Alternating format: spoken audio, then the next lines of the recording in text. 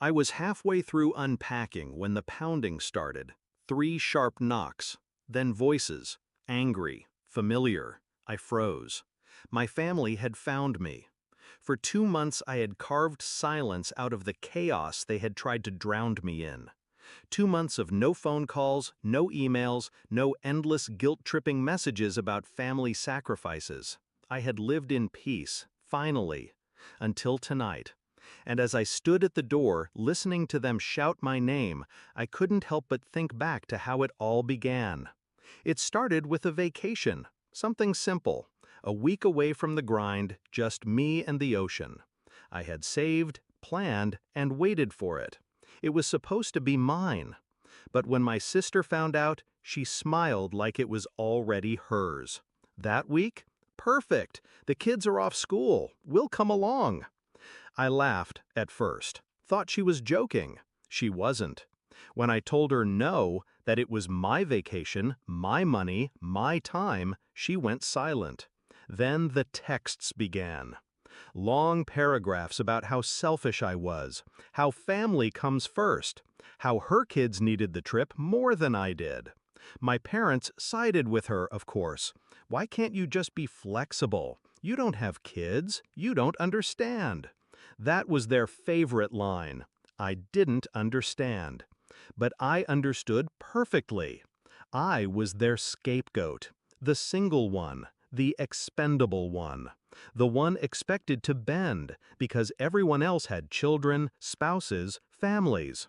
They told me I didn't matter as much, not directly, but every action, every demand screamed it.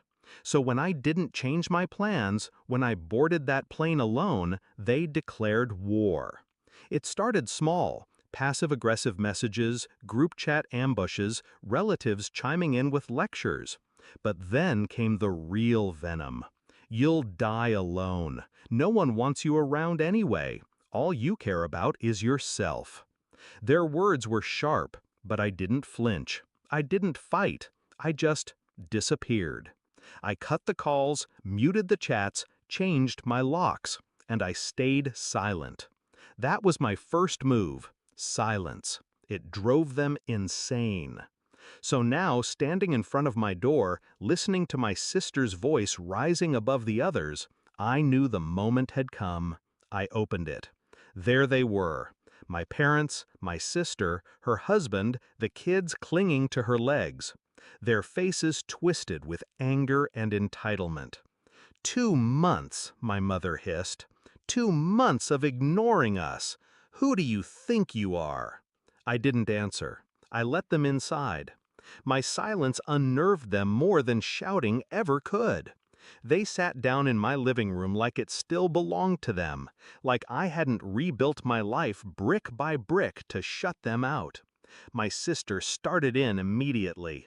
You humiliated us. You abandoned your family. You think you're better than us, planning vacations while I'm raising kids? You should be helping me, not running away. I let her words hang in the air. Then I smiled. Calm, deliberate. Funny. I thought family didn't abandon each other. But when I said no, you all abandoned me. They shifted uncomfortably. My father slammed his fist on the table. We're your family. You owe us. That was the moment I had waited for. See, while they were busy spewing poison, I had been busy too. Quietly, patiently, strategically. Every time they insulted me in writing, I saved it. Screenshots, emails, voice messages, a perfect archive of their abuse. Every time they slandered me to relatives, I wrote down names, dates, what was said. And when I vanished, I didn't just cut them off. I went to work. A lawyer, a therapist, documentation. I wasn't planning just to walk away. I was planning to burn the bridge behind me so they could never follow.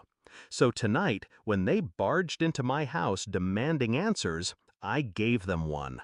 I pulled out a folder, thick, heavy, filled with evidence. This, I said calmly, is every word you've used against me. Every threat, every insult, every attempt to shame me into submission. They stared at me like I had pulled out a weapon. In a way, I had. If you ever try to harass me again, if you show up at my door, attack me online, or spread lies, I won't stay silent anymore. I'll take this to the police. I'll take it to court. And you will lose more than my silence. You'll lose your reputation, your comfort, maybe even custody. My sister's face went pale. She knew the messages she had sent me. She knew exactly what was in that folder. My mother dropped her gaze. My father muttered something under his breath, but his voice shook. I leaned forward, my voice low, deliberate. I don't owe you anything. Not my money, not my time, not my life. The only thing I owe myself is peace, and I will protect it, no matter the cost. The room was heavy with silence. For once, they had no script, no guilt-tripping phrases, no practiced outrage. They left, eventually, stumbling out into the night, whispering among themselves, faces pale with the weight of a truth they couldn't spin. And me? I closed the door behind them. I didn't cry, I didn't shake, I didn't feel